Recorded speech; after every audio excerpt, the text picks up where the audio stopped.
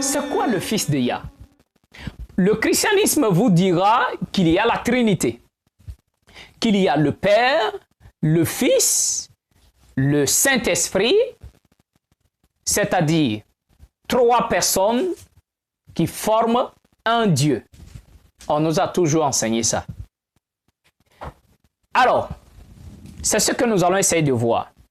Nous comprenons déjà que même dans la Torah, les enfants d'Israël étaient appelés déjà les fils de Yah. Ok?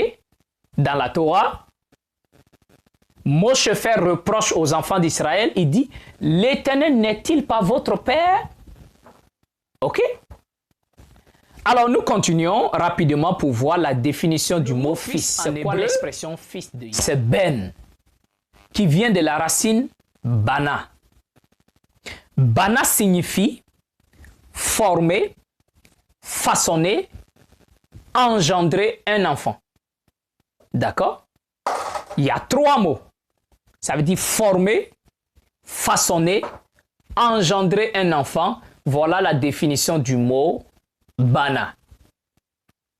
Maintenant, les traducteurs ont utilisé le mot le fils de Yah, pas dans le contexte que le Créateur a un fils égal à lui en puissance, en force, comme le christianisme l'a institué, que le Père est Dieu, le Fils est Dieu au même titre que le Père, et que le Saint-Esprit est aussi Dieu au même titre que le Père, les 3 personnes qui forment un Dieu.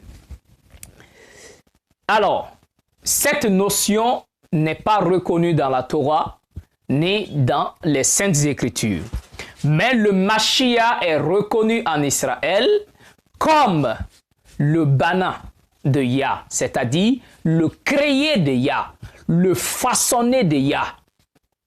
Et si maintenant nous voulons employer le terme engendré de Yah, cela n'est pas dans le sens que celui-là est égal à son père. Non, jamais. D'accord? Même humainement, un fils n'est pas égal à son père. Même si on emploie le mot fils, on dit voilà le fils de Moshe. Le fils de Moshe n'est pas égal à Moshe. Non. Alors nous continuons. La Trinité n'existe pas dans les écrits. Et nous ne croyons pas à la Trinité. Nous croyons que le Mashiach est le fils de Yah dans le contexte qu'il est le façonné de Yah. Dans le contexte qu'il est le formé, celui que ses mains ont créé. D'accord? Le Mashiach dit, en venant dans le monde, tu m'as formé un corps. Dans les cieux, le Père éternel, le souverain créateur, va séparer une partie de son esprit auquel il doit joindre l'âme, ok? L'âme qui est formée est jointe à l'esprit. Ça, c'est dans les cieux. Et avant de venir sur terre, le Mashiach dit lui-même dans la prophétie, en venant dans le monde, tu m'as formé un corps. D'accord? Bana. Tu m'as formé un corps. Tu as façonné mon corps. Ok? Alors, le Mashiach n'est pas le créateur souverain, le maître absolu. Raison pour laquelle sur terre, il disait « Mon Père qui est dans les cieux ». Et quand il ressuscite, la femme Marie de Magdala a voulu le toucher, dit « Non, ne me touche pas, parce que je ne suis pas encore monté vers mon souverain et votre souverain, vers mon Père et votre Père. » Alors, si nous disons que nous sommes les fils de Yah, est-ce que cela veut dire que nous sommes égaux à lui? Non. Un jour, le Mashiach a dit dans Jean 10, le verset 30, il dit « Le Père et moi, nous sommes un ». Ça sonnait très mal dans l'oreille des gens ils ont pris des pierres pour le lapider. Et dit, pourquoi vous voulez me lapider? J'ai fait de bonnes œuvres. Pour lesquelles de ces œuvres-là que vous voulez me lapider?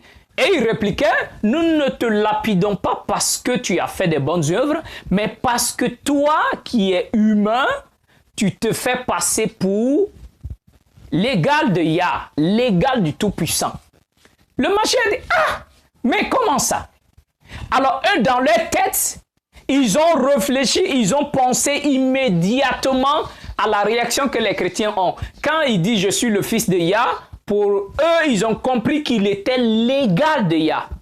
Mais le Mashiach va les recadrer directement. Alors, qu'est-ce qu'il dit? Dans le parole, le Mashiach dit « N'est-il pas écrit, d'accord?